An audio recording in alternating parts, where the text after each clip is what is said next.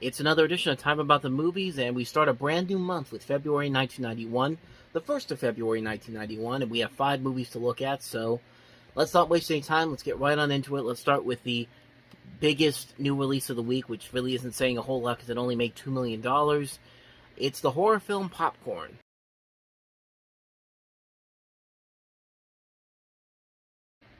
Yeah, this is one of those horror movies where you can't really tell if they're trying to spoof horror movies of the time period, like the movies of the 1980s, or are they just trying to go back to the 1980s schlock slasher films, like the ones that tried to be like the next Friday the 13th, the next Nightmare on Elm Street, the next, now I can't remember which one I was thinking of, but you get the point I'm talking about here. Yeah, this movie just really doesn't know what it wants to be. I don't know if it wants to be a self-referential horror film parody of a horror film or what. I mean, I think this is something that Scream did a whole lot better 5 years later, and you could probably definitely see a lot of the things that Scream would eventually make more famous because they did it so much better. But I mean, for the most part, it's just another slasher movie. It's another slasher film but this one is a slasher film that doesn't know if it wants to be satirical or just wants to be another generic slasher film. I think there's two different ideas coming together here that just doesn't work out. It doesn't help that this is one of those movies where the original director left while they were filming, and then they had to bring in a new director, and yeah, it could have been one of those things, but I don't even think they even knew how to sell this movie because the spots for this movie are very weird. Like there's one spot in particular where I guess they put it on during the Super Bowl because it was NFL, because it was people in football jerseys, not NFL licensed football jerseys or any way, shape, or form. Or I don't even know if they were actually football players, but they put them in football jerseys, and they said, and they did this whole thing that looks like it took place at the Rose Bowl, where they say go see Popcorn. It's just like, okay, I mean, yeah, you used the Super Bowl to get some early buzz for your movie, and I guess it worked out. You were the top-grossing new release that weekend, but again, you only made $2 million, so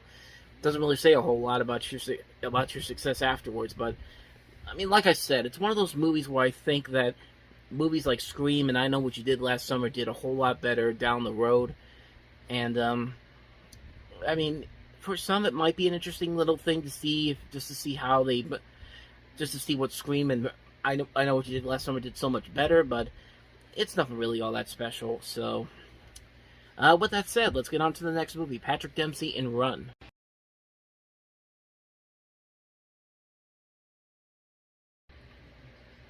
Yeah, this is a stupid movie.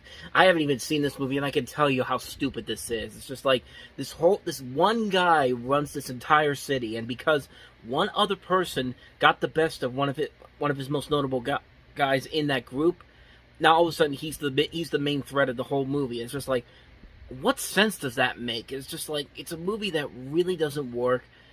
Patrick Dempsey's trying his best, but he's not a funny guy. I mean, he could be a decent actor, but he's not really as funny as he thinks he is in this movie. You also have the late Kelly Preston in here. You also have Ken Pogue as Matt Halloran. There's just really, but like I said, for the most part, it's just not an enjoyable idea. It's a concept that doesn't really work all that well. Even the most generic types of these movies have done it somewhat better because there's at least a hook to it. But yeah, this movie just doesn't look like it's a good movie whatsoever. I mean, it looks like a real mess of a film, and judging by the fact that this movie's hardly ever gotten a DVD or a Blu-ray release, if you go to Rotten Tomatoes, it's got 0% on there.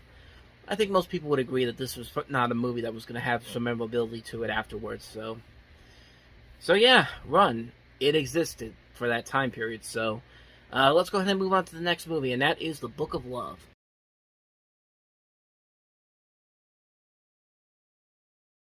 Directed by the founder of New Line Cinema, Robert Shea. This movie's actually a lot better than I think a lot of people give it credit for. I remember seeing the trailer for this way back.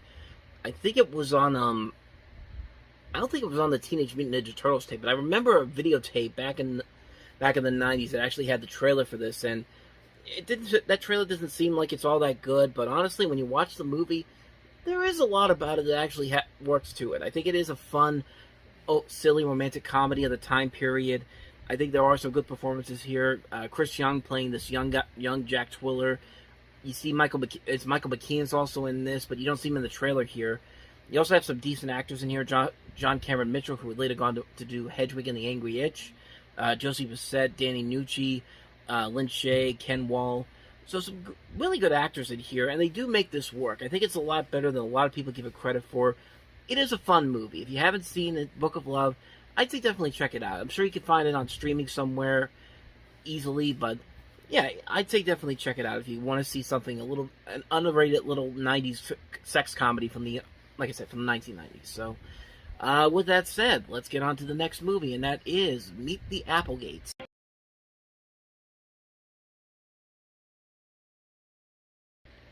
So first off, yeah, I had to cut the trailer off because the video I found on YouTube, the end credit page came up in the middle of the end of the trailer, so I had to cut that part out. But this is Meet the Applegates, Michael Lehmann's follow-up to his breakout hit Heathers, and it's produced by the same person who did Heathers, Denise Nova, who also went to work with Tim Burton on a lot of his movies. Got Ed Begley Jr., Stockard Channing, Dabney Coleman. A couple of years ago, in '89, I actually got this confused with Parents, which I thought these were kind of the same movies, but this is the one where the family is actually bugs in disguise, and I mean, there's a good premise here, but it just doesn't work all around. It's a movie that has so much potential to it, and it's coming from the same director who did Heathers, which was such a big breakout hit. So with the second film, the studio probably told him, "You can do whatever you want," and then he makes this movie, and I think he got a little too carried away with himself here. I think there's a lot here. There's a good idea here, but just a poor execution of it. I mean, it just doesn't work. You don't really know how they're able to control the ability to retain being humans while they're also these bug creatures. And the jokes aren't really all that funny. The situations they put themselves into are very formulaic and cliched. It's a movie that, like I said, has a lot of good potential to it. There's a lot of things you could do with this. This is something I would have seen Peter Jackson done in his early years as a director, as he was coming into the American eye. But yeah, for the most part, it's a movie that just doesn't work. It has a good idea to it, but just a bad execution to it. I mean, it's a shame that it didn't work out as well. But this wouldn't be the last big mistake for Michael Lehmann in 1991, as you'll see with Hudson Hawk coming up in the summer. But with that said, let's get on to the last movie, and that is Queen's Logic.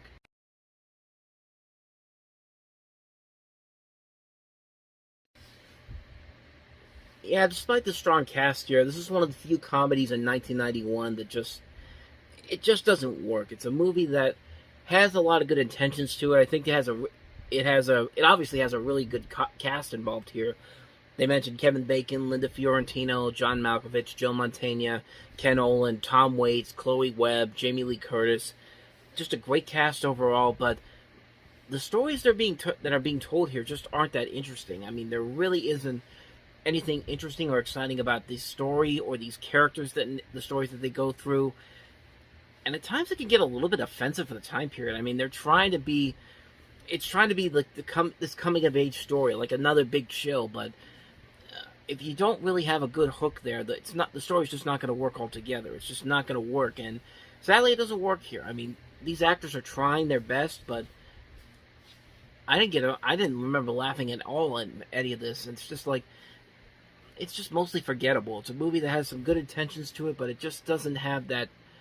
It doesn't have any good laughs. It wastes a really good, talented cast here, and there were so many better movies like this that came out in '91, and this one, you can tell that this was something that they just dumped because they knew how bad it was. So yeah, that's my thoughts on Queen's Logic. And on that note, that leads to the end of another episode of Time About the Movies. Next time around, we'll look at the movies of February 8th. There are two movies that were able to stop Home Alone after 12 weeks as the #1 movie of the box office, including Julia Roberts in Sleeping with the Enemy, Steve Martin in Love Story. We also have The Neverending Story 2, The Next Chapter, and also Rosencrantz and Guildenstern Are Dead. So 4 movies to look at the next time around, and we will do just that. So thank you guys for watching, and as always, if you want to see more videos like this, check out the playlist on the next page, check out the previous episode, and I'll see you guys tomorrow for another new episode. So thank you for watching, see you guys tomorrow, and until then, take care.